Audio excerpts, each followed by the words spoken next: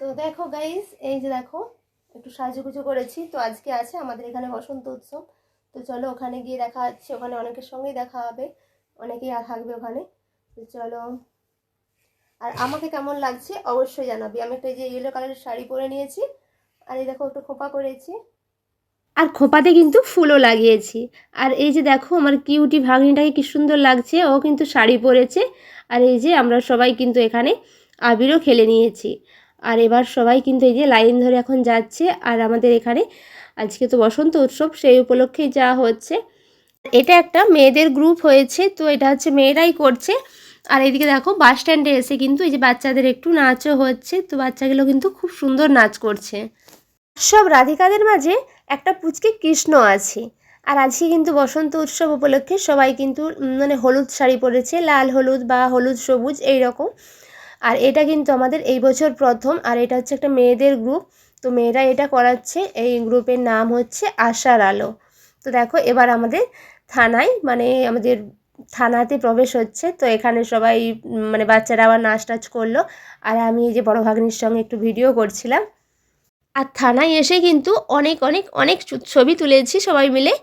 আর এইদিকে হচ্ছে আজকে কিন্তু অনেক অনেক অনেক হাঁটা হয়েছে, যেটা হয়তো আগে কোনো দিনও এতটা একসঙ্গে হাঁটিনি। আর প্রচণ্ড পায়ে ব্যথা করছে, লাস্টের দিকে আর হাঁটতেই পারছিলাম না। তো এখানে এই মাত্র এসে পৌঁছলাম আমাদের মণ্ডপে। তো এসে এই যে একটু যে আমার বান্ধবীর সাথে একটু ছবি তুলে নিচ্ছি, আর সাথে এই যে আমার ননদও আছে।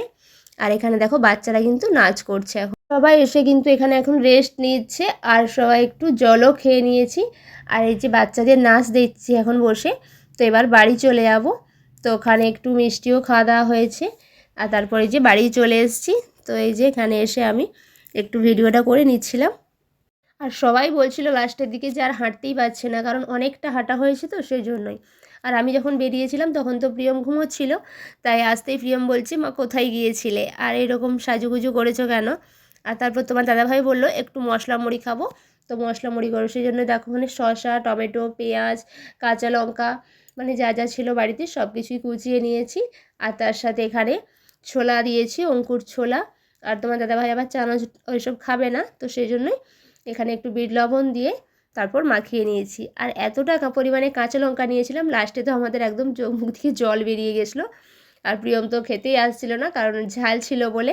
আর সত্যি অনেক দিন পরেই মশলা মুড়িটা খেলাম, খেতেও কিন্তু খুব ভালো লাগছে। আর তোমার দাদাভাইও কিন্তু লঙ্কা খেতে খুব ভালোবাসে, সেই জন্যই ভাবলাম একটু বেশি করে লঙ্কা দিন, কারণ মশলা মুড়িটা ঝাল ঝাল খেতেই বেশি ভালো লাগে। আর প্রিয়ম জানো তো শশা খেতে ভালোবাসে, আর এতটা পরিমাণে লঙ্কা দিয়েছি দেখে ও তো আর আসছেই না খাওয়ার জন্য।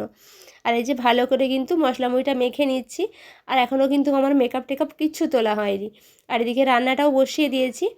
আর আজ